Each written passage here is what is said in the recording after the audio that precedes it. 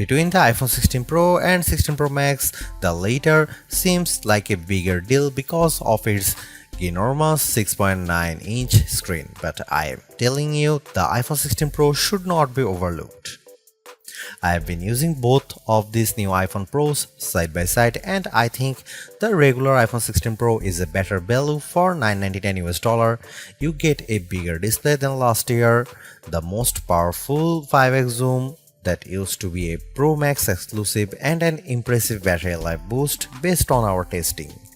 Otherwise, the iPhone 16 Pro has all the same goodies as the Pro Max, including the powerful A18 Pro chip, upgraded 48 megapixel ultra-wide camera, and impressive video features like 4K 120fps slow-mo videos and audio mix for zapping background noise.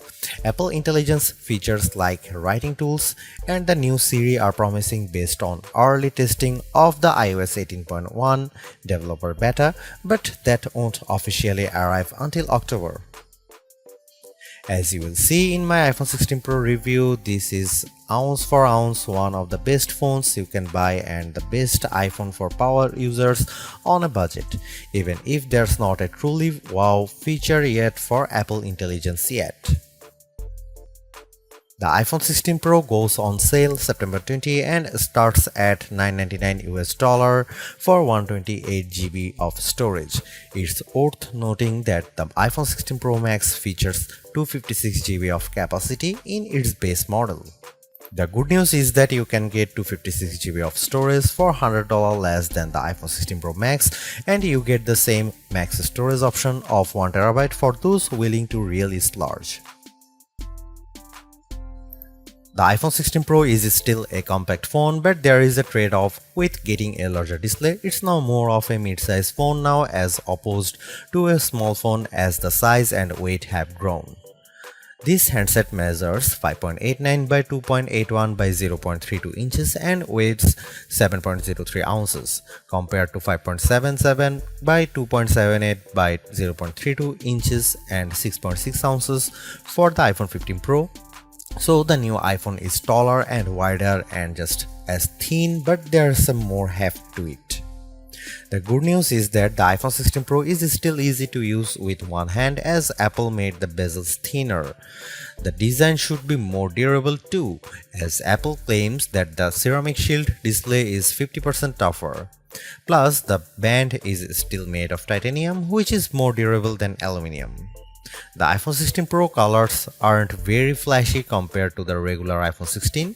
There's white titanium, black titanium, natural titanium, and the new desert titanium, which is like a soft rose gold.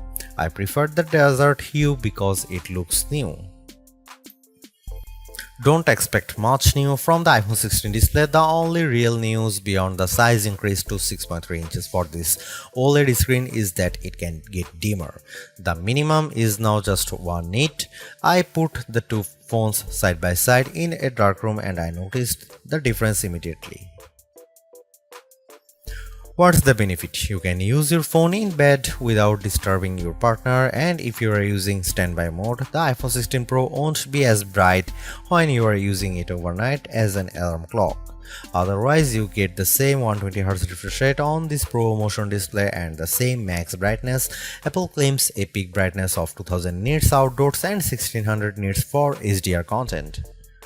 We simulate outdoor conditions with a flashlight and the iPhone 16 Pro reached 1553 nits. That's higher than the Galaxy S24 Ultra but way behind the Google Pixel 9 Pro. Apple has added a new button to the iPhone 16 Pro, but it's not technically a button. The camera control is a recessed capacitive switch that provides haptic feedback. Press once to launch right into the camera and press again to snap a photo. It's simple and works well in landscape and portrait mode. I found it easy to launch straight into the camera and I like that you can press and hold the camera control to record a video. Though, if you take your finger off the button, the video stops. I wish you could customize that. The camera control has a lot of tricks, including the ability to zoom in and out by sliding your finger left and right on the button, and a soft double press launches a mini menu. You can scroll through to tweak things like exposure, depth, and choose photographic styles. There's a learning curve to camera control, but I'm glad that it's an option. Plus, this frees up the action button on the left side of the iPhone 16 Pro for programming other shortcuts.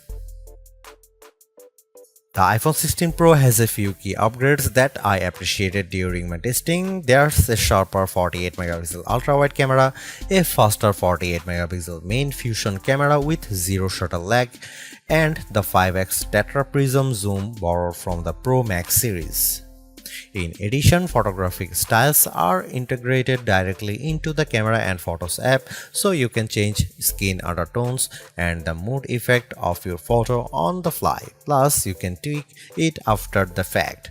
To test the iPhone 16 Pro's faster performance, I had my son take a photo of me shooting a jump shot side by side with the iPhone 15 Pro, and the result is brighter and more detailed image. How does the iPhone 16 Pro compare to the best camera phones? I shot a number of pictures using the iPhone 16 Pro alongside the Samsung Galaxy S24 Ultra and the Google Pixel 9 Pro XL to find out. I put the ultra-wide camera to the test on the iPhone 16 Pro with this shot of a beach and Apple comes out on top.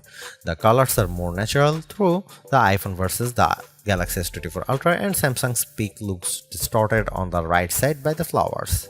Here are some camera samples of iPhone 16 Pro.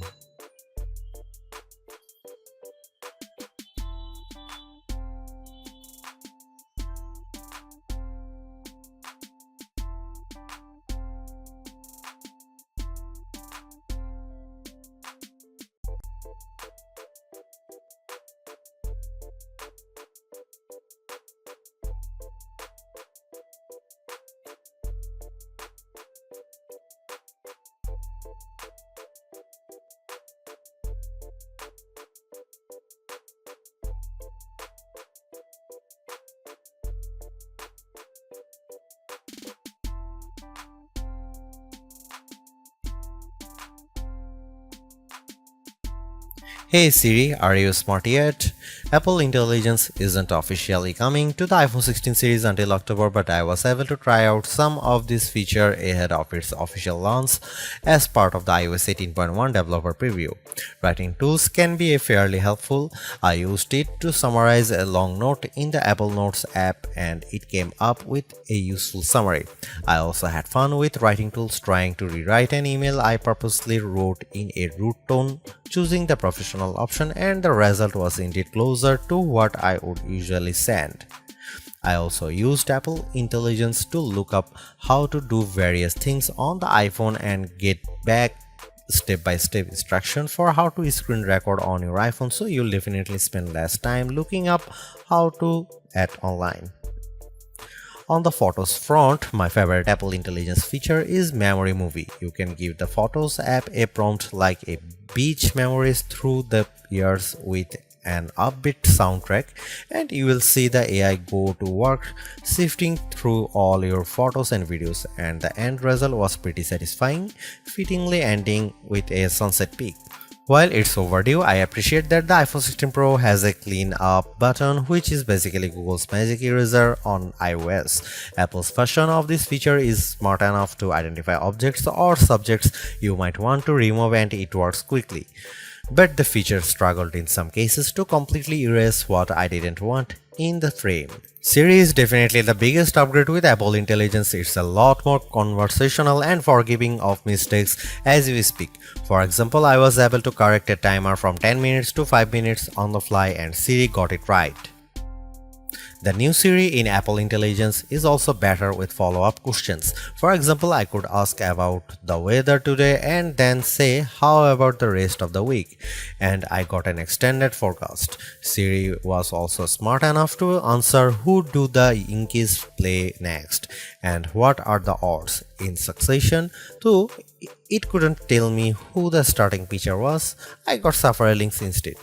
Another plus is that you can talk to Siri just by typing. You tap the bottom of the iPhone 16 Pro to enter your query, which comes in handy when you can't talk. Siri is definitely getting better, but it doesn't have that wow factor that you will experience with Gemini Live Voice or GPT-40 Voice, where it feels like you are having a real conversation with a chatbot. Overall, the iPhone 16 Pro is arguably the best flagship phone under $1,000.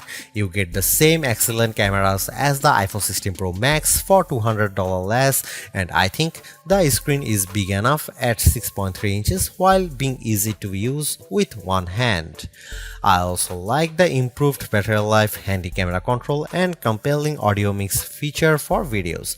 The Apple Intelligence capabilities such as writing tools, the new Siri, and cleanup show promise, but some of the more exciting features like ChatGPT integration, image background, and the Google Lens like visual intelligence are coming later.